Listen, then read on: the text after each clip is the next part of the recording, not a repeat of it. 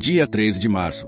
No vídeo de hoje, seguiremos em nossa jornada de leitura bíblica com os textos de Números 19, 1, 20 e 29, Lucas 1, 2 pontos, 25, Salmo 56, 1, 13, Provérbios 11 horas e 8. Versículo 1. O Senhor disse a Moisés e a Arão. Versículo 2. Este é um decreto da lei que o Senhor ordenou. Diga aos israelitas que tragam uma novilha vermelha sem defeito e sem imperfeição, que nunca tenha sido colocada sob jugo. Versículo 3.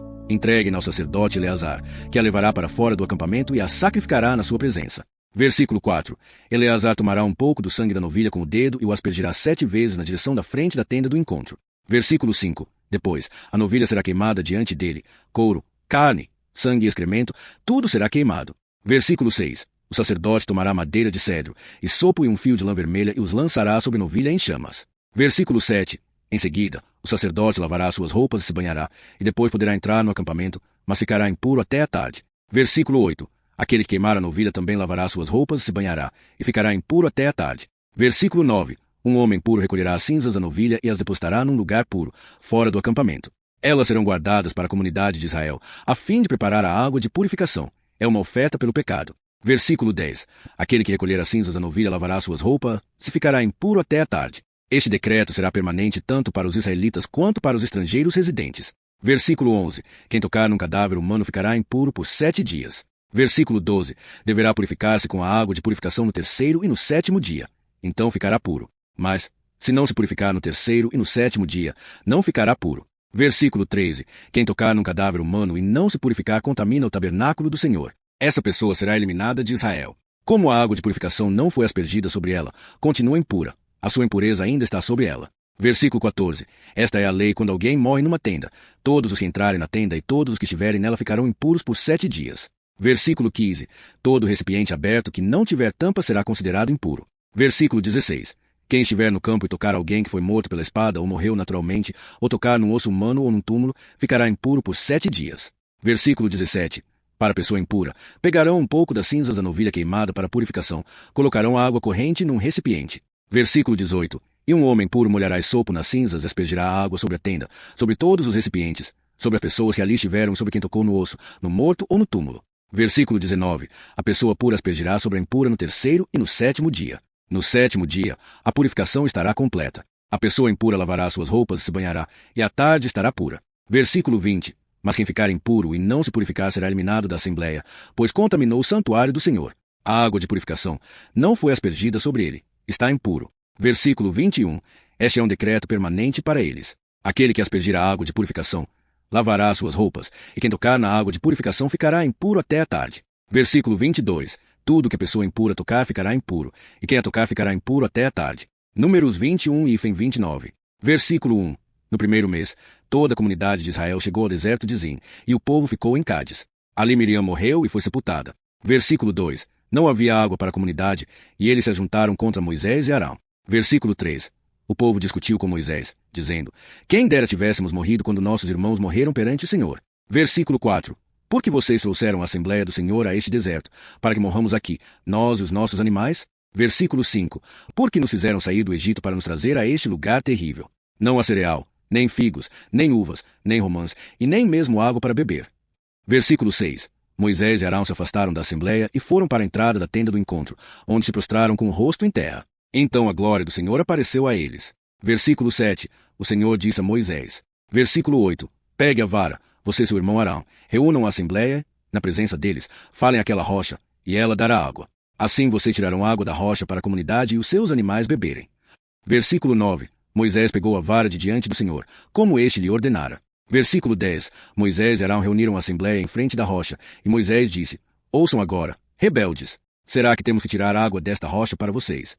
Versículo 11. Então Moisés levantou a mão e feriu a rocha 2 vezes com a vara. Jorrou água, e a comunidade e os seus animais beberam. Versículo 12. Mas o Senhor disse a Moisés e a Arão: Como vocês não confiaram em mim para honrar a minha santidade diante dos israelitas, vocês não conduzirão esta comunidade para a terra que lhes dou.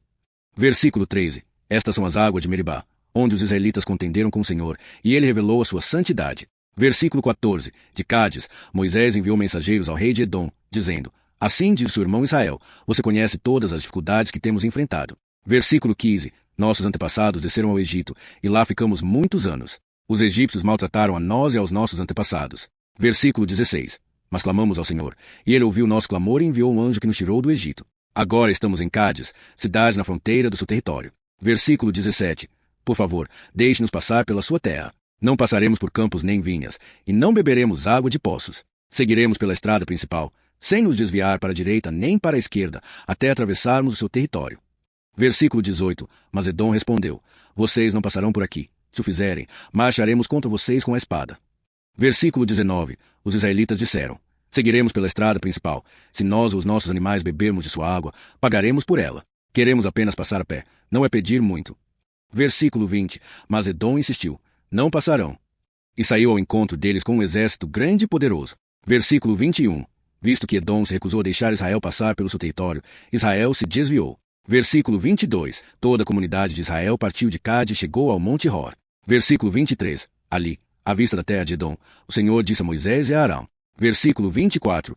Arão será reunido ao seu povo. Ele não entrará na terra que dei aos israelitas, pois vocês dois se rebelaram contra minha ordem nas águas de Meribá. Versículo 25. Leve Arão e seu filho Eleazar ao Monte Hor. Versículo 26. Tire as vestes sacerdotais de Arão e vista nela seu filho Eleazar, pois Arão morrerá ali. Será reunido ao seu povo. Versículo 27. Moisés fez como o Senhor ordenou. Subiram ao Monte Hor, à vista de toda a comunidade. Versículo 28.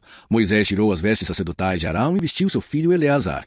E Arão morreu ali, no alto do monte. Depois, Moisés e Eleazar desceram. Versículo 29. Quando toda a comunidade soube que Arão havia morrido, toda a casa de Israel chorou por 30 dias.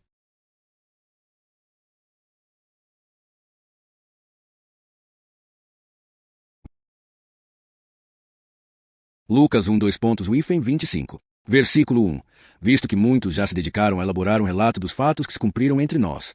Versículo 2. Conforme nos foram transmitidos por aqueles que, desde o início, foram testemunhas oculares e servos da palavra. Versículo 3. Eu também decidi escrever um relato cuidadoso para ti, excelentíssimo Teófilo. Versículo 4.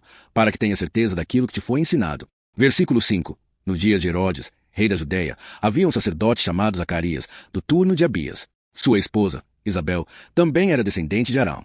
Versículo 6. Ambos eram justos diante de Deus, observando todos os mandamentos e preceitos do Senhor irrepreensivelmente. Versículo 7. Mas eles não tinham filhos, pois Isabel era estéril, e ambos eram avançados em idade. Versículo 8. Certo dia, quando Zacarias estava servindo diante de Deus no templo, no turno do seu grupo. Versículo 9. Coube por sorteio, segundo o costume sacerdotal, entrar no santuário do Senhor e oferecer o incenso. Versículo 10. Durante esse tempo, toda a multidão do povo estava fora, orando. Versículo 11. Então um anjo do Senhor apareceu a Zacarias, de pé, à direita do altar do incenso. Versículo 12. Quando Zacarias o viu, ficou perturbado, e o medo se apoderou dele. Versículo 13. Mas o anjo lhe disse: Não tenha medo, Zacarias. Sua oração foi ouvida. Isabel, sua esposa, dará à luz um filho, e você lhe dará o nome de João. Versículo 14. Ele será motivo de alegria e prazer para você, e muitos se regozijarão por causa do seu nascimento. Versículo 15. Pois será grande aos olhos do Senhor. Não beberá vinho nem bebida fermentada, e será cheio do Espírito Santo desde o ventre materno. Versículo 16. Ele reconduzirá muitos do povo de Israel ao Senhor, seu Deus. Versículo 17. E irá adiante do Senhor no espírito e no poder de Elias, para fazer voltar o coração dos pais a seus filhos e os desobedientes à sabedoria dos justos, a fim de preparar para o Senhor um povo capacitado. Versículo 18. Zacarias perguntou ao anjo: Como posso ter certeza disso? Sou velho, e minha esposa também está avançada em idade. Versículo 19. O anjo respondeu: Eu sou Gabriel, que assisto diante de Deus. Fui enviado para falar a você e trazer-lhe esta boa notícia. Versículo 20. Eis que você ficará mudo e não poderá falar até o dia em que estas coisas acontecerem, porque não acreditou nas minhas palavras, que se cumprirão no tempo devido. Versículo 21. Enquanto isso, o povo estava esperando Zacarias e se admirava da sua demora no santuário. Versículo 22. Quando ele saiu, não conseguia falar. Então perceberam que ele tivera uma visão no santuário. Ele fazia sinais para eles, mas permaneceu mudo. Versículo 23. Quando se completaram os dias do seu serviço no templo, ele voltou para casa. Versículo 24. Algum tempo depois, Isabel, sua esposa, engravidou e se isolou por 5 meses. Versículo 25. O Senhor fez isso por mim, disse ela. Nestes dias, ele olhou para mim para acabar com a minha humilhação diante dos homens. Salmo 56, 13. Versículo 1. Tem misericórdia de mim, ó Deus, pois os homens me perseguem. O dia inteiro me combatem e me oprimem. Versículo 2. Os meus inimigos me perseguem o dia inteiro. Muitos se levantam contra mim com arrogância. Versículo 3. Mas, quando estou com medo, confio em ti. Versículo 4. Em Deus, cuja palavra eu louvo, em Deus eu confio e não temerei. Que poderá fazer-me um simples mortal? Versículo 5. Eles distorcem as minhas palavras, passam o dia todo tramando contra mim. Versículo 6. Ajuntam-se, escondem-se, espionam os meus passos, esperando para tirar a minha vida. Versículo 7. Não os deixes escapar. Na tua ira, ó Deus, derruba esses povos. Versículo 8. Tu contaste as minhas aflições, põe as minhas lágrimas no teu odre. Não estão elas registradas no teu livro? Versículo 9. No dia em que eu clamar, os meus inimigos recuarão. Eu sei que Deus está ao meu lado. Versículo 10. Em Deus, cuja palavra eu louvo, no Senhor, cuja palavra eu louvo.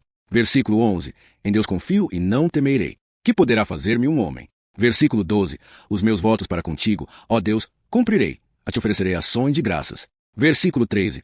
Pois tu me livraste da morte e impediste que os meus pés tropeçassem, para que eu ande na presença de Deus, na luz da vida. Provérbios 11:8. Versículo 8. O justo é livrado da angústia, e o ímpio assume seu lugar. Encerramento.